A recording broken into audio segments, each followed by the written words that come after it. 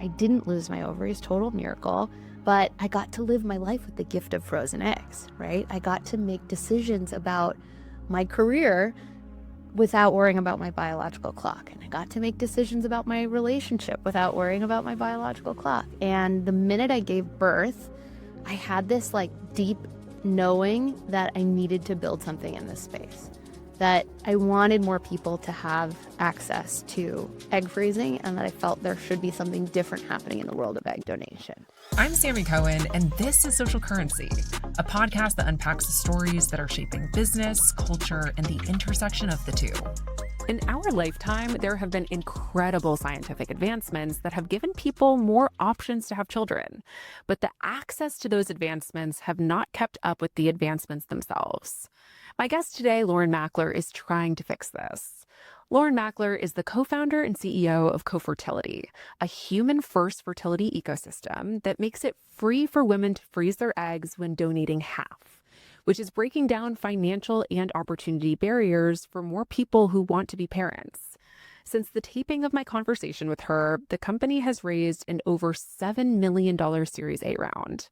In this conversation, we talk about how entrepreneurs can build businesses that are good for the world and for the bottom line, solving complex operational problems in healthcare, and the path of being an intrapreneur at a big company.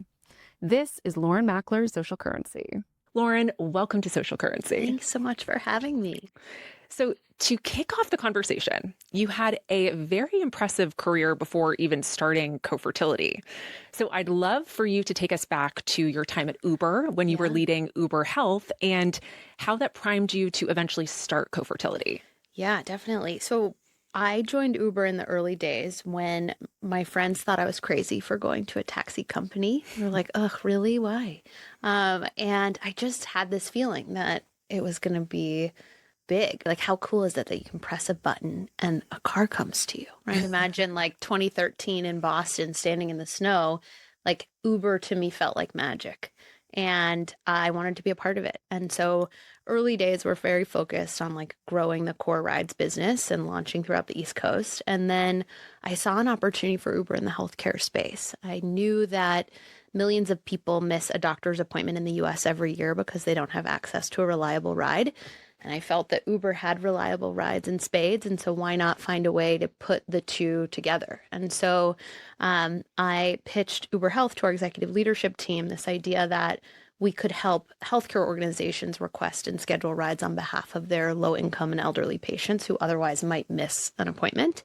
And after, annoying enough of the right people, got to yes. And we launched that business in 2018, and it was massive out of the gate. And it's felt at the time for me really rewarding that you can do something that is good for the world and it can also be great for the bottom line. And I realized that's pretty cool. You can take existing ingredients. At the time, it was Uber's driver network and Uber's technology to put them together in a new way to solve a problem.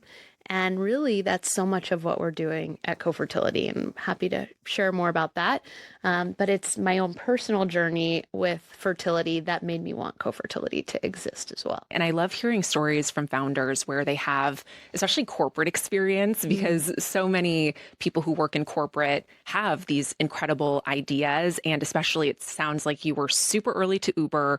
You saw this massive opportunity. And the fact that you were willing to take that jump into starting something fresh from the ground up is really inspiring. Thanks. Well, it's funny. I think at Uber, I thought about the word intrapreneurship, right? It's this idea where like you have an idea within an existing company and you still need to get funding and support to go build it, sort of like building a company within a bigger company. And so I had practice sort of like creating a pitch deck and pitching it and getting other people to care. I got a lot of no's at Uber internally too. I'll never forget, there was someone who told me I really should find a new hobby because Uber would never get into the healthcare space. And like, it's in retrospect, now that I've fundraised for my own company, right? Like the no's are very normal. And so it was good practice for me to get a bunch of no's, but it was also good practice to get the really important yes, to know that like it comes and to just like stick with it until you get the yes.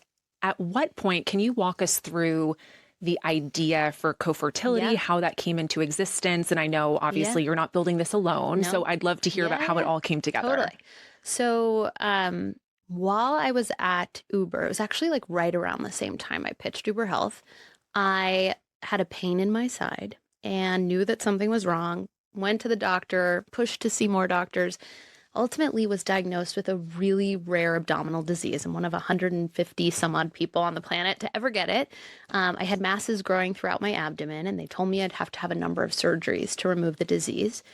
And they said it was very likely I could lose my ovaries in the process. And I should have been asking, like, how do I live with this disease? But instead, all I could think was, like, will I be a mom someday? And they said, there's a world where that could happen. Should you lose your ovaries, perhaps egg donation might be the path for you. And they had said that I couldn't egg freeze before my surgeries given the timeline, and also who knows what the hormones would do at that point, but just because my disease was so rare. And I looked at egg donation. I'm like, was not ready to have a baby, but I'm a total planner. And so I started like looking at everything there was to know about egg donation. And I couldn't believe what I saw. It was incredibly transactional. I saw that donors got paid tens of thousands of dollars to donate their eggs, and that cash compensation went up the more specific you were with what you were looking for in an egg donor. I also saw that these donors are promised anonymity, and that didn't make any sense to me. In a day where like 23andMe exists, like how is any donation truly anonymous? It was like just ridiculous. And so I wanted nothing to do with it. I was like, ugh, this is not my thing. What am I going to do? And at the time, my amazing big sister, who had already had two beautiful kids, said to me, look, like I'm going to freeze my eggs and donate them to you so that you have them in case you need them. And so she went through that process, and I had these frozen eggs waiting for me should I wake up from these surgeries without any ovaries. And so, long story short, I didn't lose my ovaries, total miracle.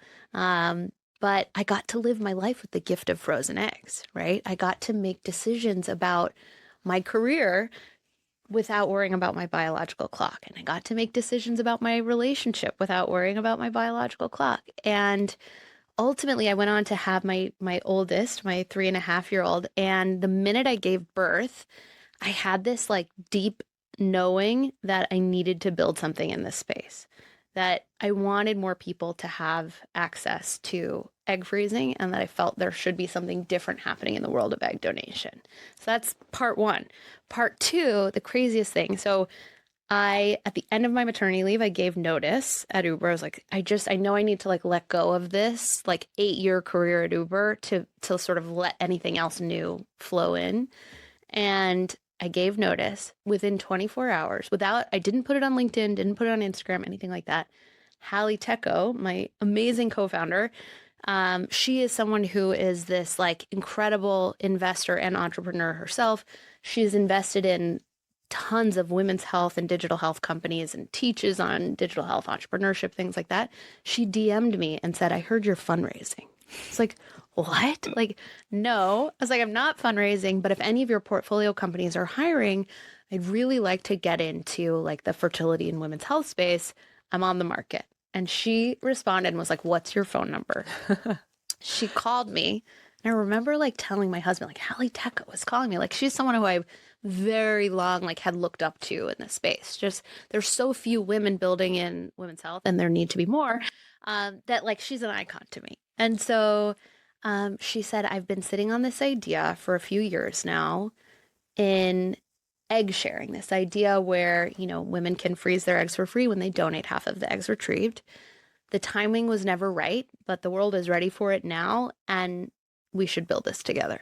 And so she didn't even know about my story with my sister and my experience with egg donation. So when I told her that, it was just like, we have to go do this. I want to go back to something that you mentioned around this calling to get into the space, especially after you had your children. Yeah. And I think one thing that has been incredibly apparent to me, and my personal journey has been an interesting one, that I was working in big tech last year, and a lot of big tech companies have these really lovely options for egg freezing and IVF. And I decided at that time, you know what, I want to go through the IVF process with my husband as a hedge. Yeah. Because, Smart. what one thing that one of the fertility doctors told me, and I think it's brilliant, and I think more women need to be thinking like this. The idea is that even if you are trying for children in your 20s, early 30s, and baby number one may come naturally,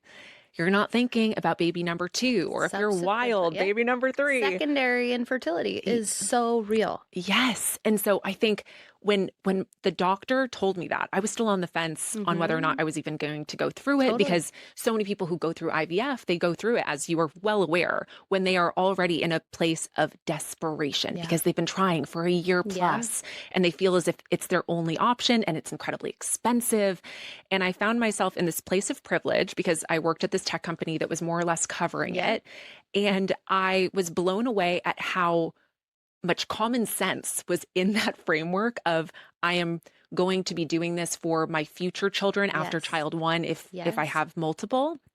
And that always stuck with me. And the other thing that stuck with me was when I sat down with the fertility center that I ended up going through and doing IVF with, I did it twice.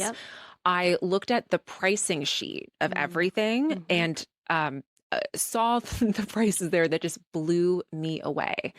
And to have that process be so incredibly expensive and prohibitive for millions of people, there has to be a better way. I am so glad you brought up secondary infertility, because I think it's something that not enough people know about, but is sadly on the rise. And I think the reason that it happens so much is because we're waiting until later in life to have our first child. And I think people get like a false sense of security after having one. They're like, oh, I had no problem getting pregnant. I had no problem staying pregnant. And so I'm just not one of those people who experiences infertility.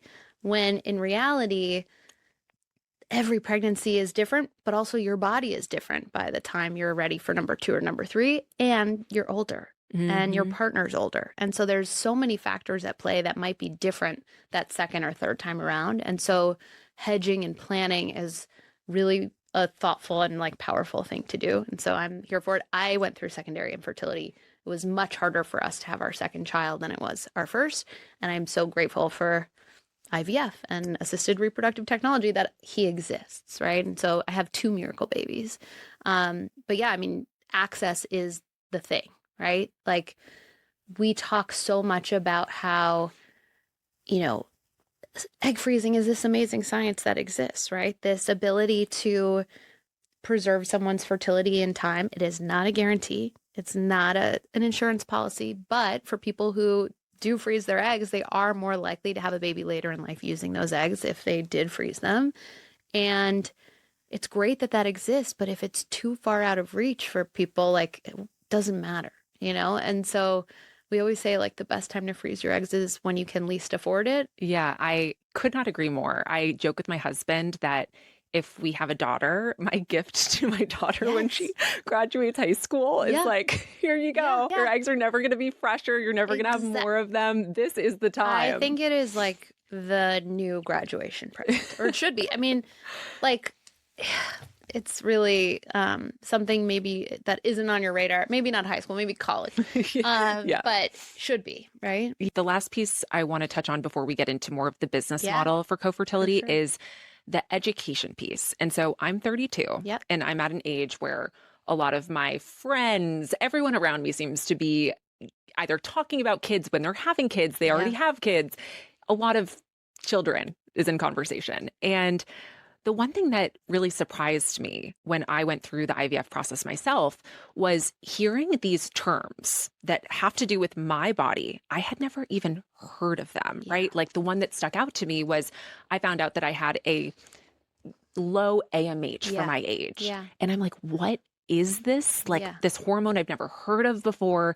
And so I think that there needs to be more of an open, transparent conversation around these markers and potentially getting these markers done earlier so you at least have some level of education on where you stand, because people only tend to dig into those things when they are a few months out, 6 months out from actually in serious family planning mode. Or 6 months in.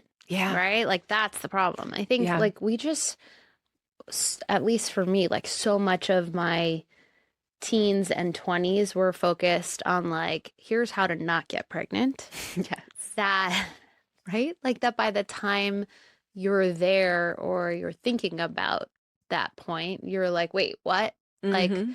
you know, what is ovulation? How does it work? How do I track it? What is my AMH? What is ovarian reserve? How does that decline over time? And it shouldn't, I hate when it also feels like fear mongery too, because like that Hmm. is not how people should feel. Hmm. But there is definitely like the striking the right balance of education and awareness. We saw actually recently a study that said 3 in 5 Gen Z women are concerned about their fertility, which I actually sort of attribute to millennials being really open about how hard it can be to get and stay pregnant.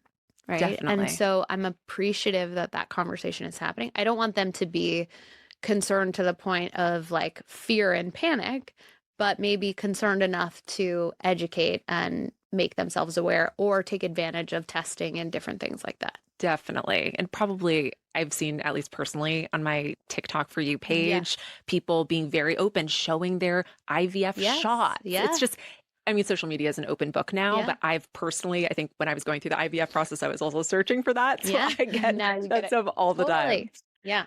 More of that. So I want to talk about the co-fertility model. Yeah. Can you walk us through? I know there are different programs. There's the Yeah. split program and different Yeah. sides of it. Can you give the audience an Yeah. overview? Yeah. So we have two sides of our business, and this is because the audiences are just so different that it felt natural to split them out. So Freeze by Co is essentially for a woman who is interested in egg freezing. And if she qualifies, she can participate in what we call our split program. And that's where you have the opportunity to freeze your eggs for free when you donate half of the eggs retrieved, and they are stored for free for up to 10 years. So storage can be this like surprise, like you didn't realize how big of a fee and how ongoing of a fee this would be. And so I think it's really important if you're exploring egg freezing at all to really understand your options around storage. But with our split program, it's free for up to 10 years. So you don't even have to think about it for that period of time. And when you go through that program, you match with intended parents who could, essentially grow their family using your half of the donated eggs. And so that's our family by co-side for intended parents who need the help of an egg donor to have a baby. So that could be someone who is struggling with fertility challenges. That could be someone who is a cancer survivor, or maybe someone who just started later in life, right? And they have that diminished ovarian reserve.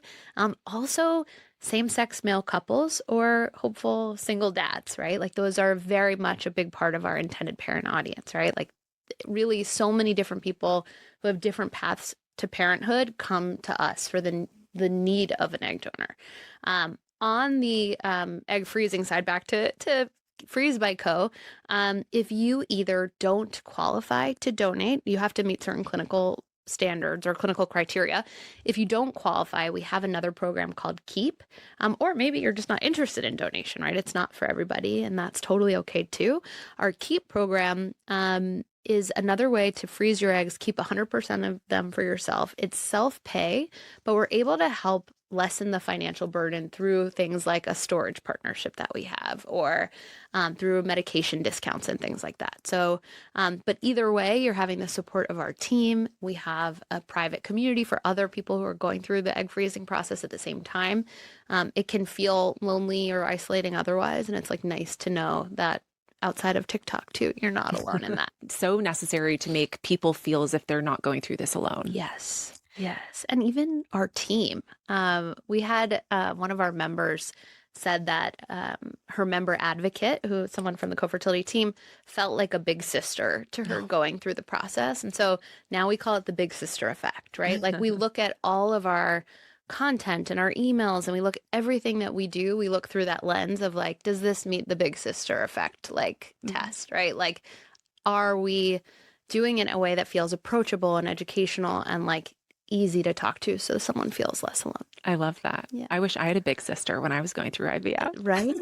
We can be that. Yes. Yeah. So I'm really curious to get your take on the biggest misconceptions about either egg donation or fertility preservation Yeah. that your company is working to change? I think one of the biggest misconceptions is this idea that like you could, well, I don't want to donate my eggs because, someday I could walk down the street and see someone who looks like me and wonder if that's the child from the donation. And at Co-Fertility, we really advocate for what we call disclosed donations, where the intended parent and the donor have the opportunity to meet and to actually know one another. We facilitate a match meeting between the two over Zoom where your member advocate joins the call as well. And some of those meetings where I've been able to sit in are like the best of my whole career, truly. But they have the opportunity to like stay in touch over time to the extent that both sides feel comfortable. And so we know a lot of intended parents and donors choose to send photos or to have like, once a year send an email update or to someday when the donor herself has kids to like, facilitate contact at that point. Things like that that make it less like taboo to that feeling of like, well, who will that person be, right? It doesn't have to be a secret. And I think that when we remove that, so many of our members just like feel so much more comfortable with the idea of donation, right? It's not like you're going to suddenly get a phone call 20 years later from some random person you've never heard of, right? It's like, oh, I know their name and I know where they live and I know these details to the extent I want to. It doesn't have to be so like shrouded in secrecy. Yeah, I think that the fact that you enable the two parties to meet and make it feel the opposite of closed off and Yes. the opposite of the secretive exchange is Yes. what makes co-fertility so unique and so special. Thanks. I think it really resonates with both sides. And I think it actually really honors the donor conceived child that's born from the donation someday. It like gives them an option to know more about their genetics. In hearing about everything that co-fertility is building, Yeah. it's clearly a expensive business to run and operate because you're dealing with human eggs that requires storage and there's a lot of administration between the parties. So I'd love to talk a little bit about the funding angle because I read that Co-Fertility raised a seed round in 2022. Yeah. So I'd love to hear about some of the strategies that Co-Fertility employed to secure investment, especially in a space that has historically been overlooked by traditional investors. Yeah. So it's funny. I learned so much about fundraising. I mean, when I was at Uber, like I knew, oh, we raised another round, like cool, but you don't have any insight into like how that works or what it looks like. Um, Luckily, Hallie had been an investor before and had raised money with her previous company that she had started. It wasn't her first rodeo. So I got to like learn through her experience. But I think first is like having data. So I think the biggest question that our seed investors had was, will people do this? Like, are they going to want to donate half of the eggs retrieved to somebody else? And we believed yes. But I knew I needed some data to support it if we hadn't gone to market yet. And so we did a survey. We had like a handful of Instagram influencers post a type form asking women how they felt about this concept and if they would do it. And the results were like overwhelmingly yes, like really overwhelming to the point where any doubt I had before that survey, I kept refreshing. I thought type form was broken. I was like, oh my God, yes, we have to do this. So the minute I had that conviction, I was like, we have to put this data in a pitch deck. So we put that in the pitch deck. And I think that really helped to show that we were onto something with this idea. And then finding investors who uniquely understand the problem you're trying to solve, right? Because you have 30 minutes with an investor, if that, and some of that is with the pleasantries of your background and their fund. And so you have to get right to the meat of what you're pitching them. And if I had to spend my time explaining what egg freezing was or why egg freezing was important, then like the meeting would be over, And so taking your time to pitch the right investors to like make sure they actually align with the pain point you're addressing is probably the fastest path.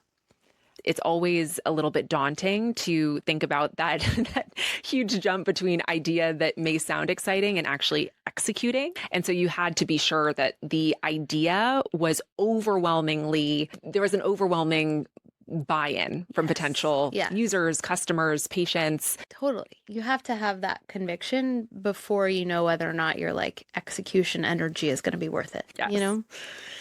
I'd love to hear about a pivotal piece of early feedback that you got from the initial wave of patients or maybe even practitioners that helped to shape Co-Fertility's journey. Honestly, it's even in the business model, right? Like I think that we knew one of the biggest pain points in egg donation today is that there's a lack of diversity amongst egg donors. And it seems to me that like my hypothesis was that like maybe cash compensation just doesn't do it for people. And I remember having a conversation with someone who said to me, gosh, I used to see these like ads for egg donors all over campus. And she went to an Ivy League school.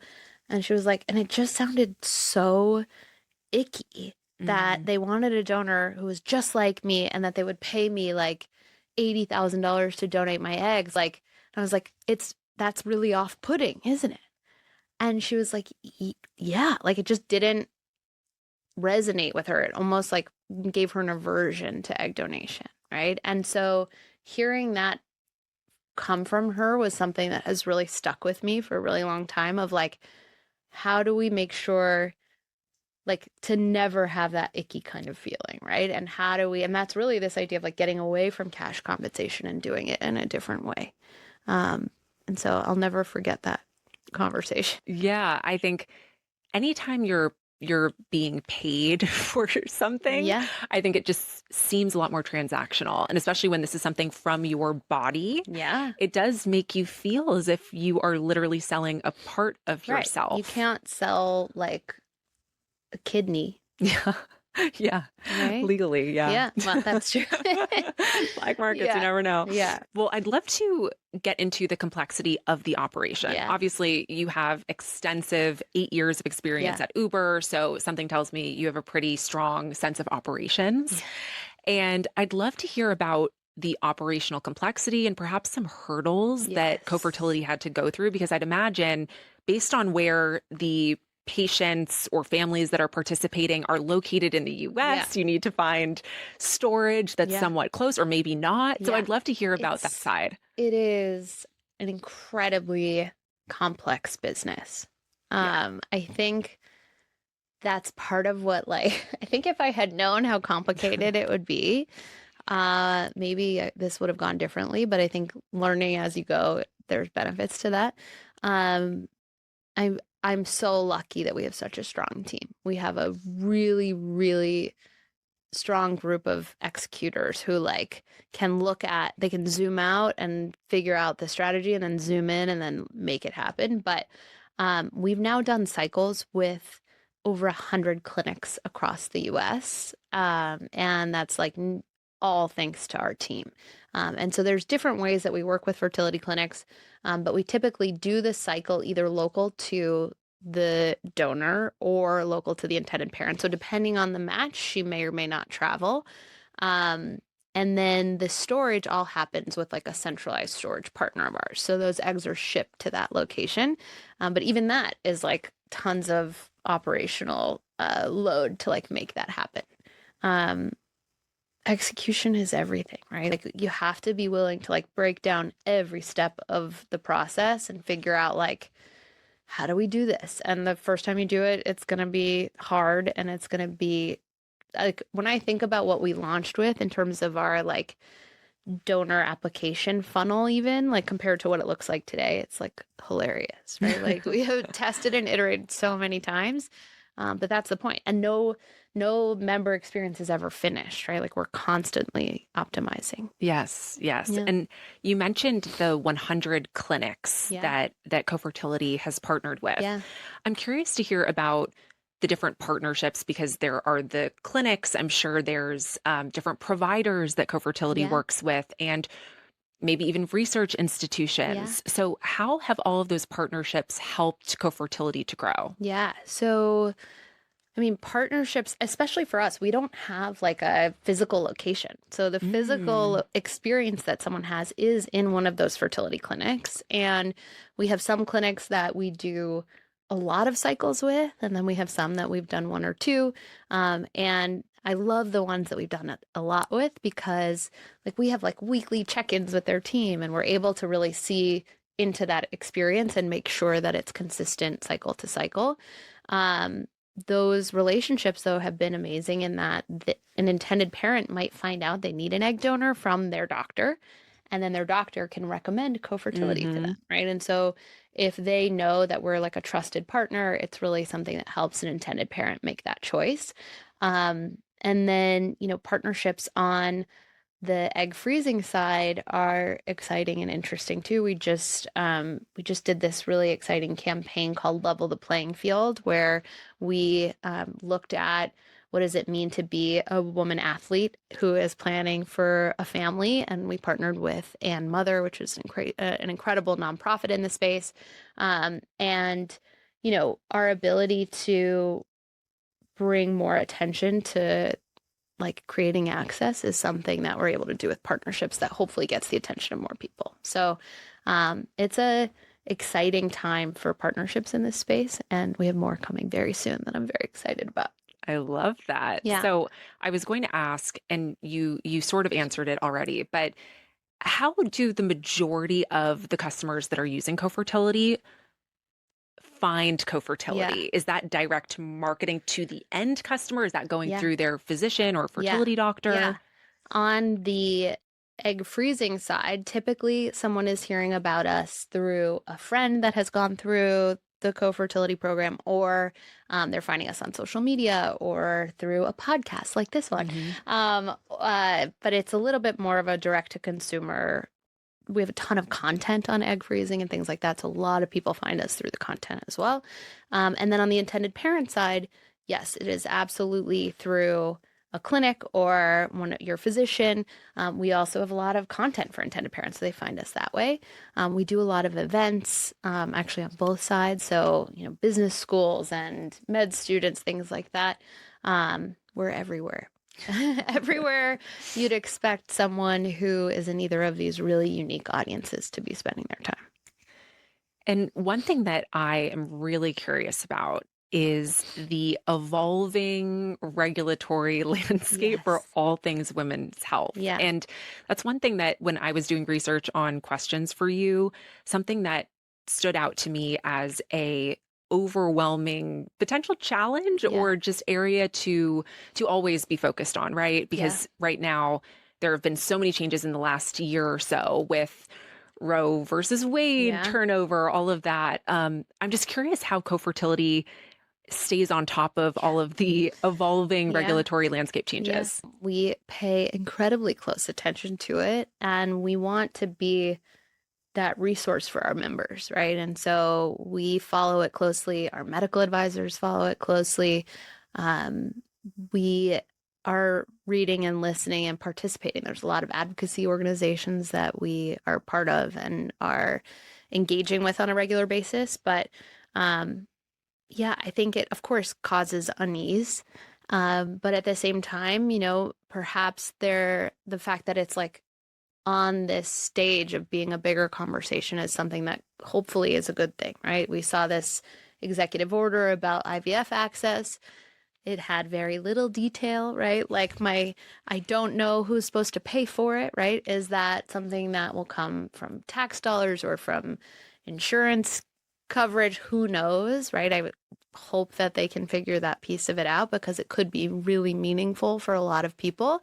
But my hope more than anything is that it can be inclusive of all types of families, right? I think that making sure, or something at least that I believe in, Co-Fertility believes at our core, is that anybody who wants to be a parent deserves to be a parent.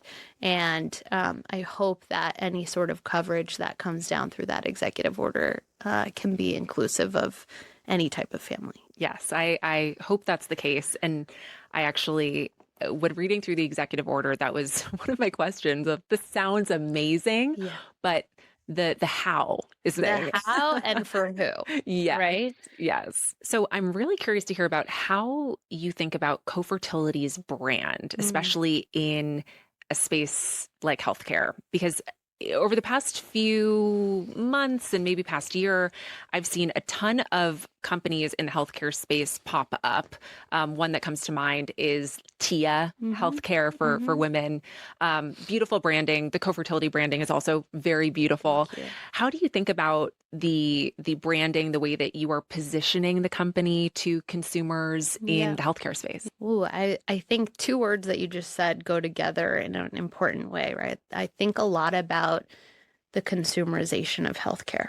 Hmm. And I thought a lot about this with Uber Health too, right? I think that we are now just like expecting so much in our life to happen with the touch of a button, or we're expecting to have really slick consumer experiences when it's buying groceries or shopping or doing anything, except we don't have that expectation in healthcare. Like, no, like Yeah. that is like a thing of the past. And so I think that people are craving brands and user experiences that reflects the other parts of their life within healthcare now. And so that's the lens that we've looked at this through. We want Co-Fertility to feel like that big sister that is helping you through something. One of our investors always says that our brand feels like a hug, and that's the goal, right? Like, this is a very daunting experience on both sides of what we do. And we want to feel like that approachable first step. I think it can feel really hard to start your fertility journey. Maybe that's you're just curious about your ovarian reserve, wanting to make an appointment at a fertility clinic when everything they do is focused on infertility, which is like a word I hate, by the way, Mhm. right? Like, call it fertility challenges. Infertility feels so finite. But in any case, I think it's like, how do we encompass that feeling of approachability in every touch point that we have with someone? And so our marketing team thinks a lot about that as it relates to our brand. Um, I don't think any brand is ever like done. I think you have to be evolving both with the outside environment, but also how your member experience changes and how your team changes and things like that. And so we're always looking at it through that lens and thinking about how we show up in the world. I love how you said the consumerism of the healthcare Yeah. space because it's so true. And you see that happening.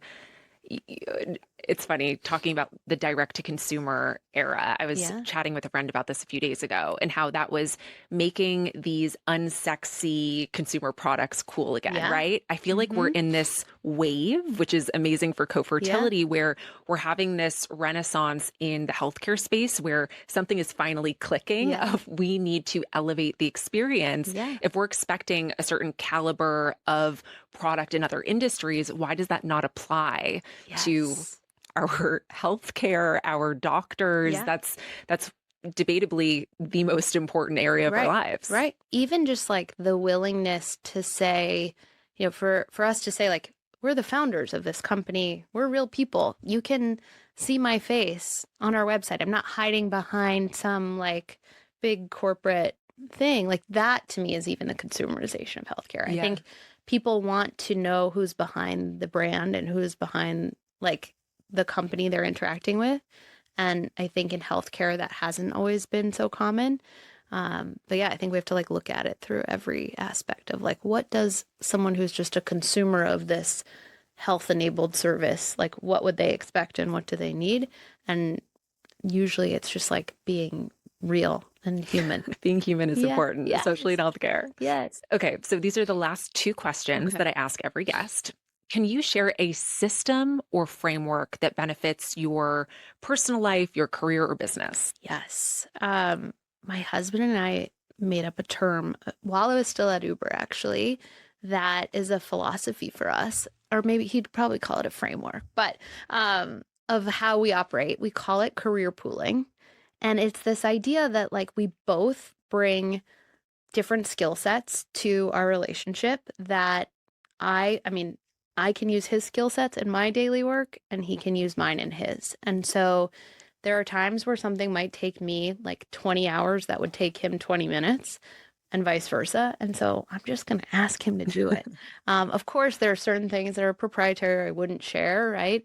But a lot of the times I really can leverage his skill set in what I do and vice versa. I think it means that I respect him more and it gives us more to talk about.